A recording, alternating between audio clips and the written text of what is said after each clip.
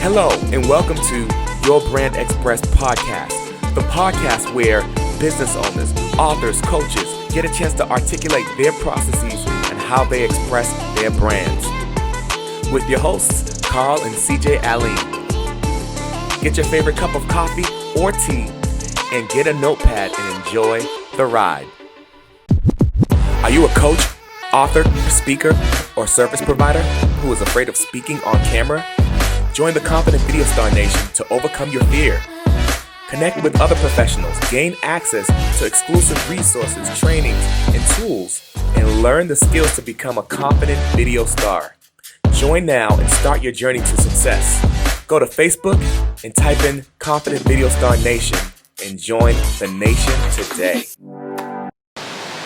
All right, everyone. We're hanging out with Joseph Gerena. Joe, how you doing? Doing well, man. Thanks, Carl. How you doing? I'm doing well. Me and CJ hanging out. And it's great to have you aboard.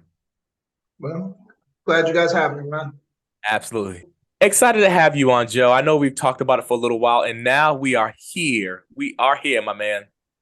And you prefer me to call you Joseph or Joe? It don't matter. Just call me. Just call me.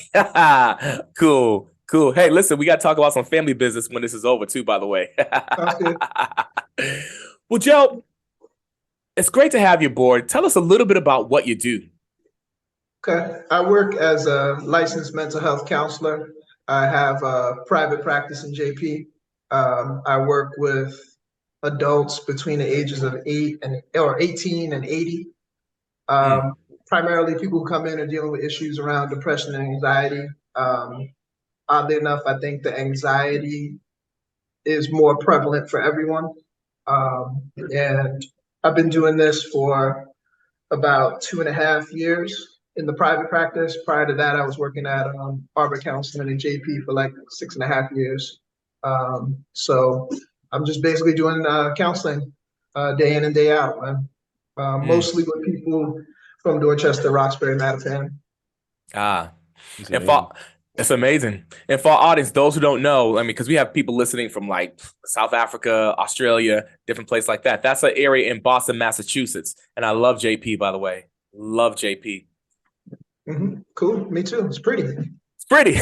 That's right. It is pretty. It is. It's like, yo, this is walking around. This is pretty, man. Too bad I had to move around from around there. It got too expensive.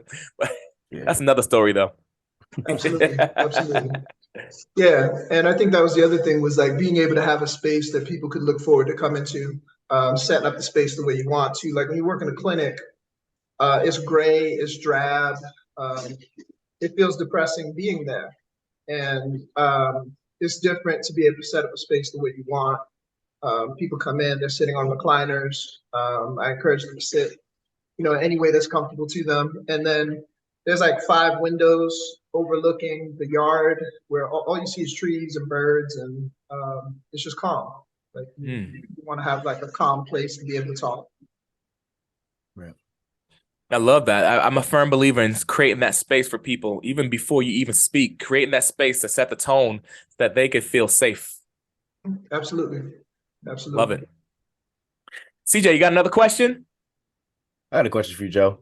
What inspired you to create this? Because that's people really need that in today's day and age, like kind of like a therapy, and just for a safe place for people to come and just express themselves.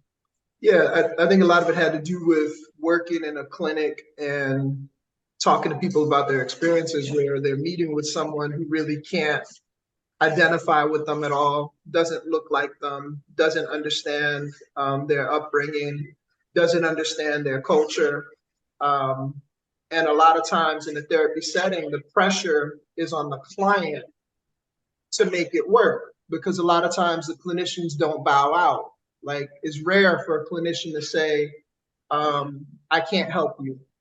Instead, they keep meeting with someone and it's a frustrating experience. So I wanted to be able to have a place where people could feel comfortable and just express themselves in the best way they know how, and to be able to offer them something, because that's another thing. Like, we're taught to have these boundaries and which is fine, but people need to know that you can understand and relate. So I just make it a habit to share things from my own life so that they can connect and feel like, this makes more sense. Like this makes sense to me. I feel understood. Mm, that's powerful. Again, going to that space where you create that space for them. That's very thoughtful of you, Joe. Just as far as Yeah. like you gave this, I could tell you gave this maybe before you set it up, you gave this so much thought, you know, and even from the the environment, the pictures, and even understanding people's background and being able to relate to other people's backgrounds. I know for me as an African American, it's it's hard to find, and even as an artist too. I have an artist background too, and as a business owner, it's hard to find people that can relate. And when you can't find people that relate, you're more tempted to kind of just shut down or I've shut up for lack of better words. You talk about like creating the space, having people feel like they can identify, and when they don't, yeah, they shut down. And Mm, like I said, a lot of times the pressure's on the client to make it work. And for me, it's supposed to be the total opposite. I kind of see therapy like performing, in the sense that someone comes in and you got to get a feeling for who you're working with, and you adjust. It's much Mm. more difficult for the new person to come in and they're going to share deep personal things about their life. Like they don't need more pressure. So when Mhm. people come in, you meet them where they're at and you help them be calm. So some people will come in and they start swearing and they apologize. And I tell them that's fine. I grew up in the Bronx. Feel free. Like I'm not offended. Like you're not here to make me feel good. Like I'm here right. to Mhm. help someone work through a process. So to me, the clinician needs to adjust to the person who's in front of them. So someone may come in and they're like, hey, I believe in God and I'm a Christian. Is that a problem? Like, no, that's not a problem. I'm glad you believe in something. Whatever you believe in, we can bring that into this space. Or people will come in and they'll say, um, you know, I, I, I'm a lesbian. Is that a problem? And literally, people say that because they're used Mm, to being rejected, not being accepted, and mm, um, feeling shut down. So they're just Yeah. trying to get it out the way. Like, is this going to work or isn't it? right. Wow. I mean, that's going the extra mile Yeah. with being a professional. And I agree. As an artist, you have to adjust to the audience because you don't know what audience you're gonna get. Imagine going into a concert and saying, "Hey, you guys are a rock concert. No, you know what? I can't perform for you. Mhm. Bye." It's not gonna work like that. So you taking that into your space, your business space, and being able to do that, serving people and breaking down that wall as opposed to them shutting down and say, forget it. There's no hope. I feel judged other places and I feel judged here as well. No, I don't feel judged here. So therefore, okay, let's start the process. Absolutely. Right. Absolutely. That's powerful, man. So Mhm. so with our space, with our audience, we work with business owners, coaches. We also work with authors and speakers. And we're curious, like what strategies can business owners use to reduce stress and anxiety? Because we feel it. Some of us Yeah. we're solopreneurs, where we have a team, or we might have had a team in the past, we don't anymore, or we're about to get a team. Either way you cut it, these are things that we wrestle with. So stress and anxiety, Right. launching projects and things like that. Right.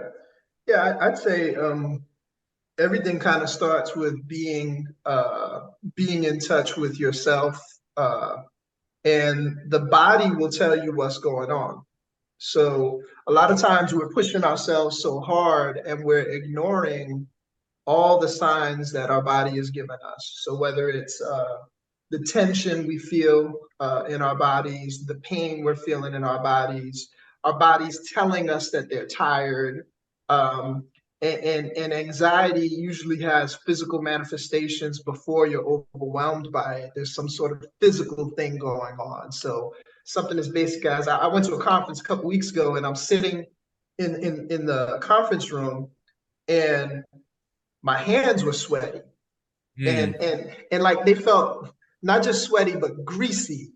Like I wanted to wash my hands, and I realized, Wow. oh shoot, like you're anxious right now because you're in a room with hundreds of people that you don't know.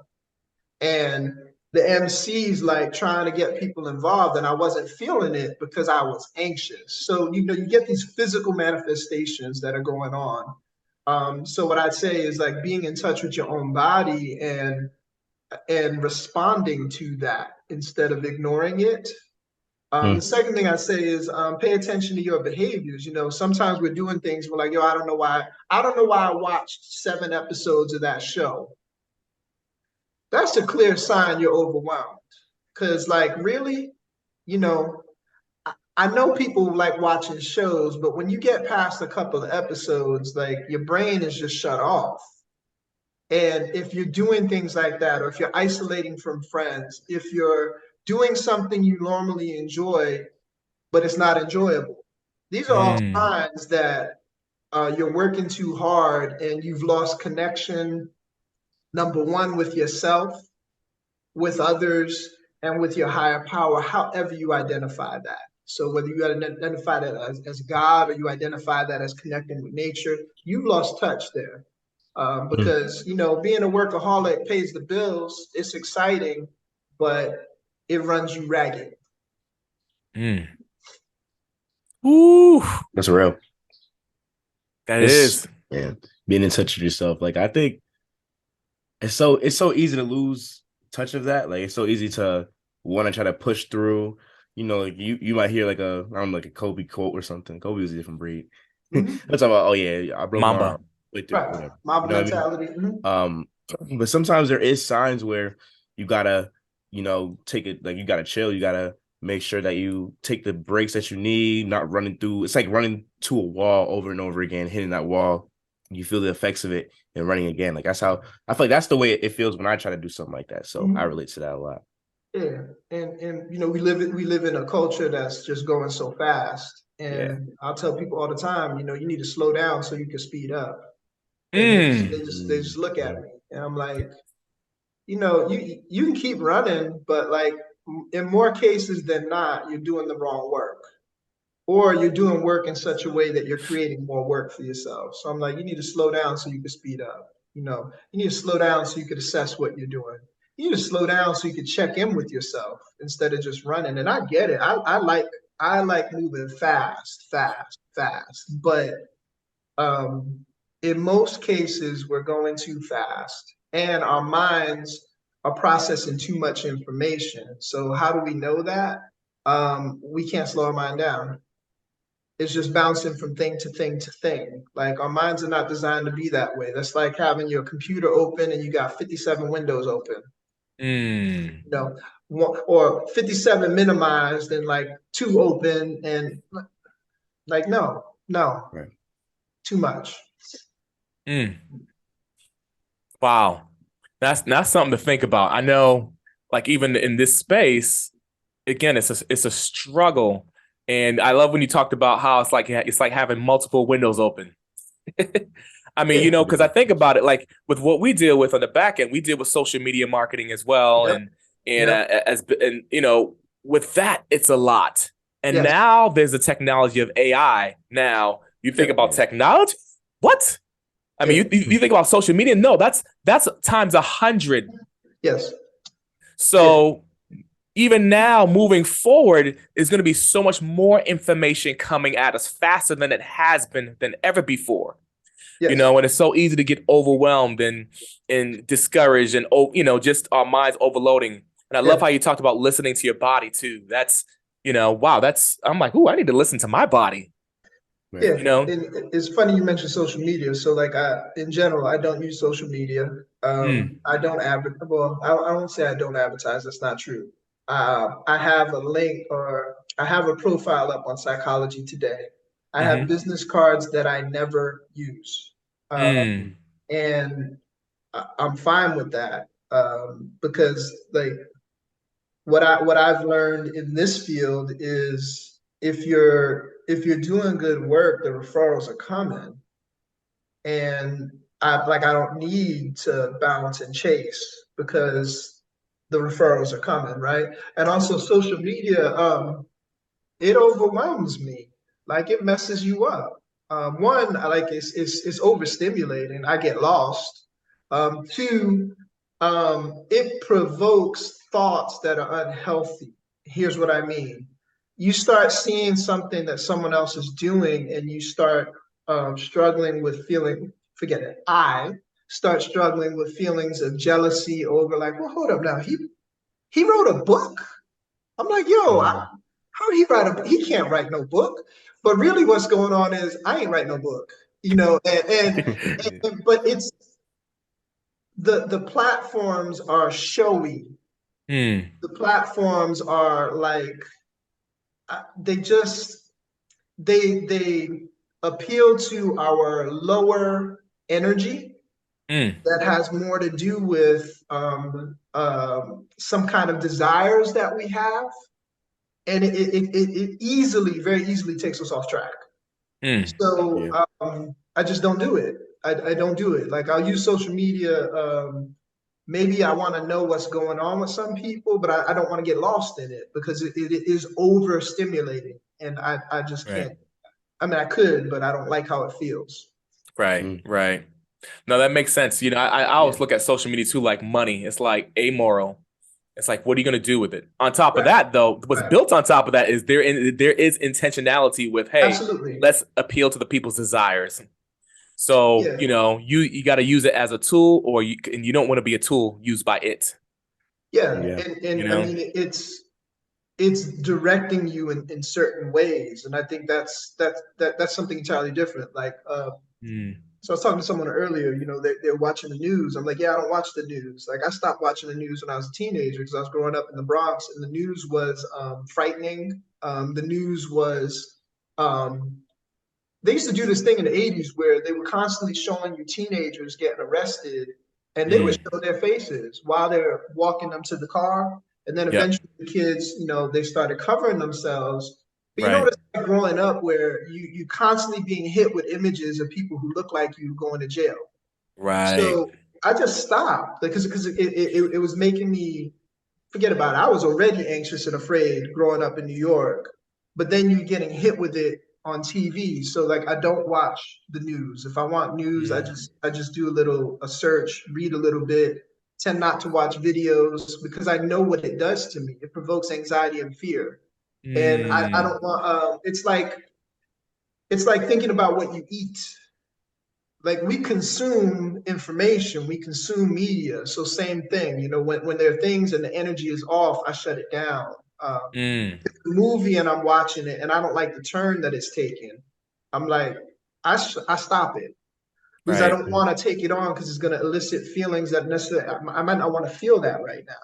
And I know that Right. I'm going to carry that with me. So, again, when we're talking about the work that we do, some of the work that we may be chasing, it's like the money's good, but what it's doing to us is not good. Right. So what they say, all money's not good money. Mm. I love that. I've never heard that before. Never I heard that love quote. that. I, I love that. Yeah. That's so true, Joe. I mean, I think about, just, we're the beings, we're human beings. We're the only ones on this planet who has the ability to think about our thinking. Mhm. Like, you don't see elephants in the backyard grilling chicken. You know what I'm saying? That's like we could think about what we think, but it's easy to kind of be like the animals and not. And once we get in front of a platform or we're doing a job and just be controlled by it instead of being in control of it. Mhm. So I love that point that you made, man. Mhm. Mm. Thank you. Yeah. CJ, got another question? Yeah. Kind of following up that question right there. Do you have any strategies business owners can use to kind of reduce the stress and anxiety? Yeah, you got to prioritize. So business owners all hear the term "pay yourself first," and Mm. great term, but I say like pay yourself in terms of when you first get up, you need to give to yourself in some way. Like, and I like to think about things in a very simple way. So like, you need to feed your mind, your body, your spirit. First things first, right? Before, and it's interesting because people are business owners, they're parents, they're partners. I'm like, great, you want to be a good parent, you want to be a good partner, pay yourself first. So, well, wait a minute, I got to get the kids out the door. I'm like, great, you got to get the kids out the door, pay yourself first. Because, see, if you don't pay yourself first, you start interacting with your kids, you're stressed out, and sometimes kids do some interesting things, right? So, if you haven't done that, you wind up starting a day with a negative interaction with your kids or a negative interaction with your partner, and oh, guess what? I'm running late. I got to go to work. So I just encourage everyone to have a practice in the morning, like a morning routine and an evening routine. We're going to bookend our days. So the beginning of the day, how are you starting your day? And it doesn't have to be spectacular. I'll tell people, hey, meditate every morning. They're like, meditate? Oh my gosh. I'm like, yeah. In the morning, my meditation takes like less than 5 minutes. Less than 5 minutes. One of the first things I do, I have a daily reader. I like it because it gets me in touch with my heart and my spirit. So I do this daily reader. Um, then I'll shower. I'll have breakfast. I'll prepare my lunch. Then I sit and I meditate. And there's also some time for just some gentle stretching in the morning. Or if I'm really ambitious, I will work out. But the workout's going to be 15 minutes or less. It's not going to be longer than that, right? Because I'm 50 years old and we're not playing like we're going to get swole. That's just not, I mean, it's a nice thought, but I don't know about that. So mind, body, spirit. Pay yourself. End your day slowing yourself down, assessing what went on, and connecting with your higher power again. So other ways we talk about it is self-care. So okay, what kind of activities are you having during the day, during the week? If you don't have something that you're looking forward to during the week, you're doing something wrong, and it can't be work. It can't be work. And I'm all for loving your job, but you need to have something you're looking forward to. It could be a meal with a friend. It could be an activity, a hobby, something that is for you. Like, oh yeah, I'm going to my kid's basketball game. That's wonderful. I appreciate that. Something that is for you. Mm, Right. that's Mhm. powerful. I It's a lot felt to victim unpack. in yeah, I felt victim in the last part you said, just having something to look forward to. Yes. Because for me, for a while, it was video games. Yes. And now me kind of doing a business ran on video games. It's not, I wouldn't say I'm not looking forward to it, but it's right here. You know what I mean? So I can always hop on the game, which is it's cool, but it's more so like for me, it's like getting either playing it with my friend or like hanging out with family or friends. Uh-huh. If I'm always on the game, trying to create content for the game, and then let's say it goes wrong, and then Uh-huh. I'm not looking forward to it no more. It's like, oh my gosh, like I'm Well, actually because you've taken a pastime or a hobby that you enjoy, and now it's a job. yeah, So there's a shift that's going on there, and you might want to think about things like maybe I need to find games that I never include as a part of my job. Games mm, that are just for me. It's not a show. I don't have to do something exciting that people are going to see. It's just for me. Again, it's like setting things apart for yourself. You know, Mm-hmm. it's like um, having the dinnerware for like special guests, right? Well, guess you're the special guest, right? So like have a game where it's like, you know what, this ain't never gonna be no show for nobody. This is just for me. mm. Mm. Me and me. Well, Yeah, I got a pastime. I got two words for you. Movies. Movies. There yeah, it is. yeah. There I it mean, is. and it's funny. We've talked about that before, Carl. Like I know you enjoy even being able to go to the movies by yourself, and a lot of people can't do that. I mean, Yeah, I'll go to a restaurant by myself. I'll go to the movies by myself. I mean, it's kind of cool. Like I could do whatever I want. I can sit where I want to sit, and again, but being able to give that to yourself, Mm. which kind of speaks to, I think, something else that people struggle with is the longest standing relationship you're gonna have is with yourself. Mm. And I'm constantly talking to people about the relationship that they have with themselves, and they look at me confused. I'm like, well, you have to nurture that. It doesn't just happen. yeah, You have to be aware of the different parts of yourself. So, like your energy level, the different systems in your body. We keep ignoring ourselves and we're trying to understand, like, why are we sad? Why are we depressed? Why are we anxious? Because we're not working on this relationship. And it's great to Mm. have good friends and family, but if you're not feeling like connected to yourself and you're not feeling like you care for yourself or you love yourself, then you start to misinterpret the people around you. Or you can't even accept their love because you're not connecting with yourself. Wow. Oof. Yeah, And I think about, okay, CJ. no, I'm just in awe. That's real. It's real, man. You can go ahead. And I love when you talked about them routines too, the morning and the evening. And I love when you said bookmark. Bookend the day. Bookend the day. Yeah. Bookend. Bookend the day. And then having that relationship with yourself. And I love that, you know, and one thing I visualize myself is even when I go out, open a door for myself. You know, it might seem silly, but it's important because I'm making it real. What can I do to make that real for myself? To have that self-care, Mhm. to have that check-in with myself and Sure. being in touch with myself and making it special. Because one thing I sense is that it's like for us as humans, we have like a, for lack of better words, like a self-hatred in some kind of way. Mhm. You know what I mean? And it's kind of a strong term I just used, but it's reality. Yeah, You I think, know? Carl, what you're talking about is something I think we just have to be honest with ourselves about a few different things. You know, number one, Mm. we are a people that has been um, living through tremendous trauma, Mm. right? We just talk about how we grew up. Like, okay, there was some Right. trauma there, but we're talking about intergenerational trauma, right? So Right. we've been taught to hate ourselves, and there Mm. still is so much messaging out there to get us to hate ourselves. Well, what do I mean? Well, again, we'll play with media. Like you turn on the TV, everybody's fit. You know, everybody looks perfect.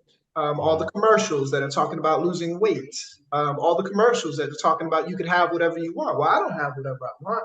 I'm gonna go get what I want. Man, I got debt. I don't like this. I mean, so we're taught how to have bad behaviors, and we're taught to hate ourselves. So we can talk about just uh, the kind of institutionalized racism that we deal with from the moment we go to kindergarten and Right. how that feels and or the subtle ways that it shows up. I mean, I worked in work environments where I show up and I got my hair twisted or I have my hair locked and dude walks up to me, he's like, hey, what the hell happened to your hair? He's Mm. like, yo, I don't know what you're talking about. You know, Mm. watch his face turn red and he's confused. So yeah, the self-hatred is a real thing that people don't talk about. Mm. Thoughts about suicidality are things that people don't talk about. What they may Right. talk about, like, I feel so overwhelmed, I just want to break. I always ask after that, oh, do you kind of feel like you'd be okay if you don't wake up? People Mm. say yes. Mm. Mm. So they're not actively suicidal going buy a gun, but they feel so overwhelmed with life. They just want to break. That's why people love sleeping. You know, like I really enjoy being in my bed. I'm like, that's a sign. You know, that's a sign. So like this self-hatred, it it it spans hundreds of years, like the weight that we're carrying that we don't talk about. Yeah. Woo. Yeah, preaching. Mm-hmm. That's I true. think, yeah, it's all that stuff's so real. I think just throughout the day, sometimes, even when you don't do what you like, what you wanted to do, like sometimes there's days where there's exit, like you don't get stuff that you got wanted to get done, and in a sense, like we talk to ourselves every day. So we might say like, oh, I can't do this. I'm bad at this. We self-sabotage ourselves so much, Right. and Mm. it's promoted almost even through social media, just like don't open Sure. up, don't talk about it. Like Sure. that's why people try to push off Right. therapists by making quotes like that. It's crazy. Sure. So I mean, again, we could talk about growing up. Like growing up, I literally was trained by my friends when I went to school. How were we trained? Okay, so crazy stuff. I'm Mm. talking kindergarten, like kindergarten. I'm in Right. kindergarten, and this kid is asking me, um, "Are you having sex?" I'm in kindergarten. I don't know what sex Mm. is. I said Right. yes, because it's like I could tell the vibe was I'm supposed to say yes. So like, why is a 5-year-old talking about sex? Yeah. So like Mm. as kids, we're over sexualized, right? I Right. remember being in middle school, and this kid's like, "Are you hard? Are you hard?" I'm like, "Yo, I mean, that gets interpreted so many different ways. But in that moment, I understood, oh, okay, so like he means tough. Are you soft or are you hard? Oh yeah, I'm hard, I'm hard, I'm hard. So we're taught how to front all the time and pretend like we're impervious to things, especially being a boy or growing up into a young man. So we're supposed to be outside and never be shook. And I'll tell you, I was shook every day. Every day I was shook because I understood somebody could take my life and there's nothing I can do about it. So growing up with that is oppressive. Growing up with that is overwhelming. Oh, and I forgot. Oh, yes, it's hyper competitive growing up. So you're always in a competition. I started learning that, oh, I got to pay attention how I dress. I have to have nice things, all these external things, but ain't nobody helping me work on what's going on internally. And all you need to do is come across somebody who look more fly than you, and then you feel small. That's all it takes. Right. That's all it takes. That was it. Not even a word, just a look. It can be just a look. Now forget about it. If they look good and they can talk, oh man, that's a bad thing. I got to get out of here. So with the negative self-talk, again, like when you're growing up in a hyper competitive environment, when you're growing up in poverty, when you're growing up and the messaging you get all around you is like you're not going to be successful. I mean, I had a college counselor, and it's my last year in high school. She asked me why I was applying to so many schools. I'm like, yo, you told me to apply to a lot of schools. She straight up looked at me and she's like, you're going to be a plumber. Wow. First of all, they make good money. Yeah. So we start there. But in that moment, I was experiencing institutionalized racism. I was going to a prestigious school in New York, Stuyvesant High School. But I'm this Afro-Caribbean kid talking to this white woman who ain't never spent no time with me, condemning me for doing the thing they trained me to do, which was apply to like 7 different colleges, apply to some reach schools, whatever. Woman asked me, how you gonna pay for the applications? I'm like, I don't know, woman, that's why I'm here. Right. And in the end, I didn't pay for any applications because I understood I ain't got no money. Like, somebody gonna have to help me figure this out. She wasn't even helping me with fee waivers. So, you have these experiences where people along the way who are supposed to be helping you get somewhere else, and the messaging you're getting from them is horrendous. And I don't know how to get to college. I'm 18. Like, you're supposed to be helping me. Right. So, and my mother wasn't helping me because a single mom going to work every day. My father wasn't helping me because he wasn't in the home and he didn't go to college. He didn't even finish high school. Yeah. So again, we're talking about there's times we have expectations of ourselves that aren't even realistic. Right. But we still feel bad. Woo. Hey audience, that's something to think about. Let's press pause, rewind, play it again. That's some good stuff, Joe. That's some gems right there. And it reminds me of, okay, what does it take to navigate through that? It takes work. It takes that inner work, and with the inner work, it's not always the most attractive thing. It's not always the most sexy thing. No, I mean, inner work is painful, but not doing the work is painful. And I talk to people about that all the time. It's like yesterday I was talking to somebody. He's like, I like pizza. I know it's not good for me, but I like it. I'm like, okay. So let's talk about having like a higher level of thinking, like making choices based on, again, I like making things simple. So I tell people all the time, we need to be spirit-led, emotionally informed, but values-driven. Most of the time, people are being emotionally led and emotionally driven, whether they have faith or not. Right. So when you have a decision-making process that is ruled by your feelings, that's a rough day.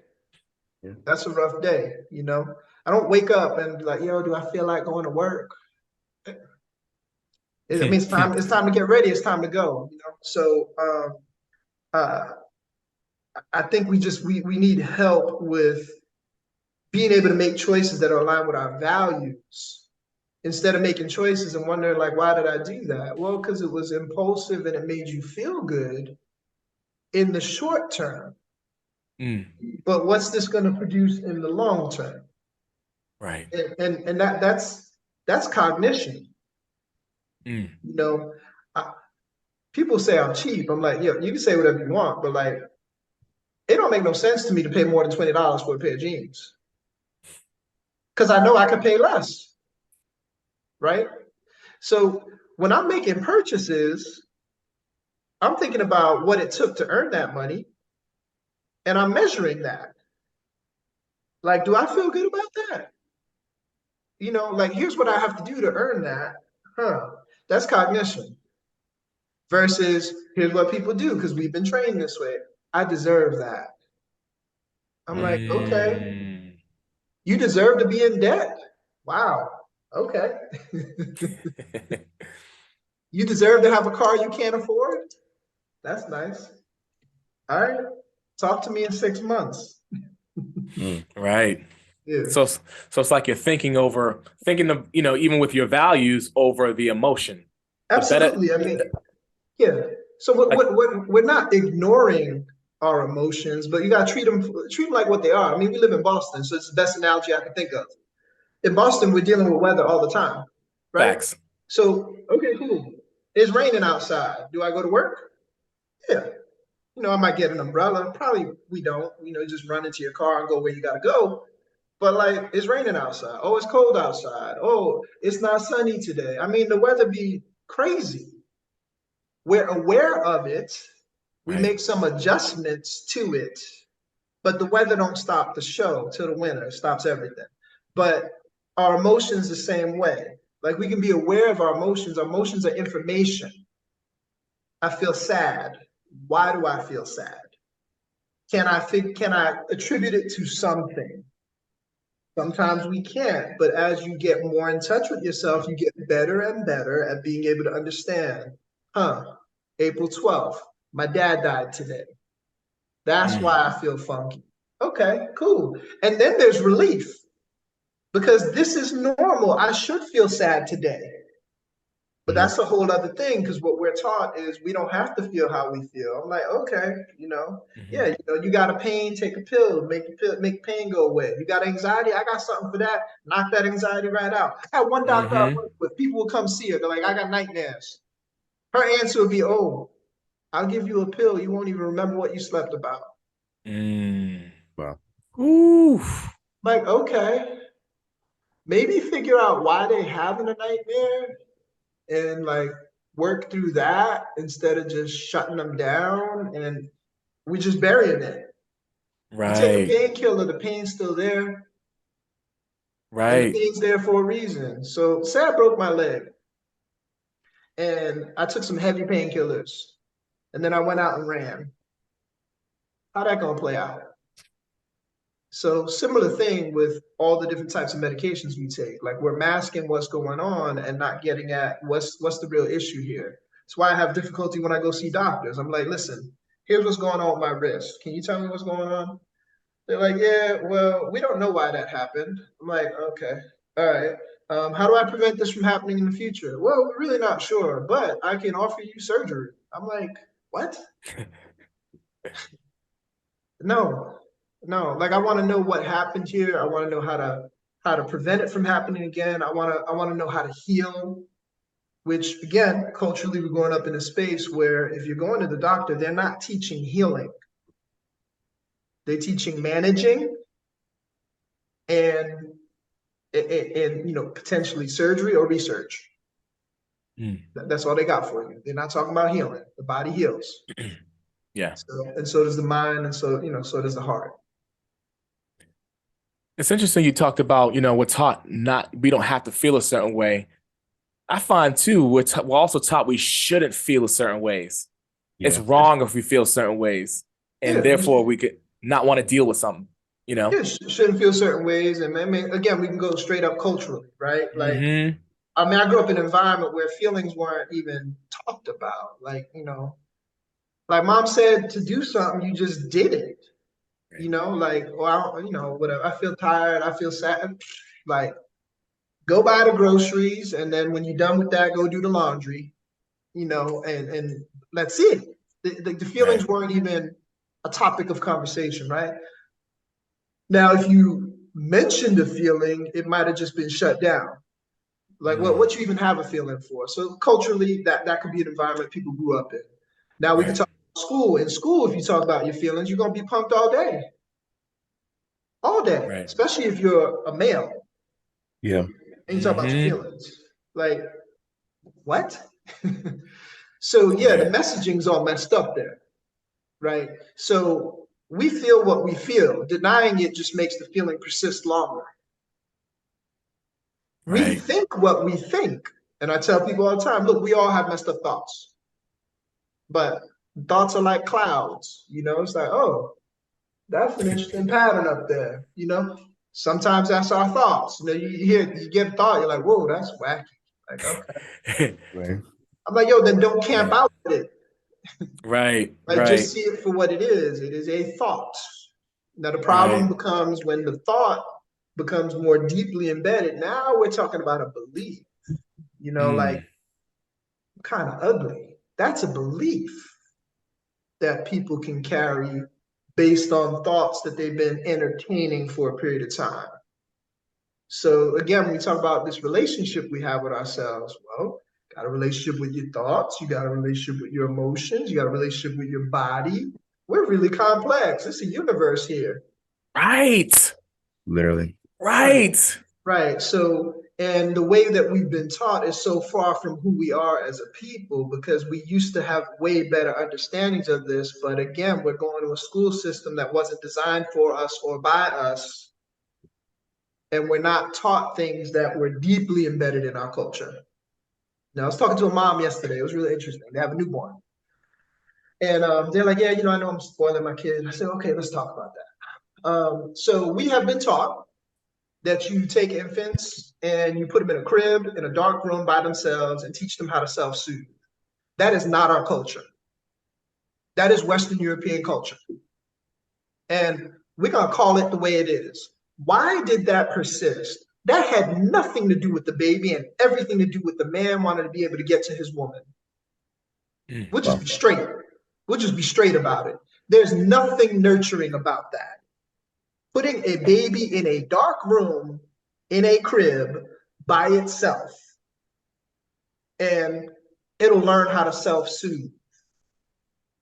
That is not the way we came from. Like the place we came from, the infant is always on a body, not Mm. just the mother's body. It could be on the aunt's body, the grandmother's body. That baby was constantly being touched by women, constantly. We talk about nursing. Kids were nursed up to 5 years old, not the way they're nursed as an infant, but we're just talking about the connection that they have. Right. Potty training, again, the way we've been taught, not the way it was done culturally. Like it would have been a connection between mom and child, teaching them to do that. It ain't gonna be sitting them somewhere. It's like, okay, you know what you got to do. Like, give you some candy if you get it right. That's not our culture, but we accept it as such because we've grown up with it. Right. That's not where we came from. So interestingly enough, like that's a lot of what we deal with in life, where we gotta change who we are to acclimate to an environment that's not fitting. So, like in work environments, I gotta tone myself down. In work environments, don't wear flashy clothes. I like flashy clothes. I like color. Oh yeah, Right. don't do that. It's distracting. It ain't distracting. You just don't know how to rock it. Let's just call it what it is, man. You get uncomfortable because we look good. I'm like, okay. You get uncomfortable because you think about like Obama. Obama was a smooth president. Smooth.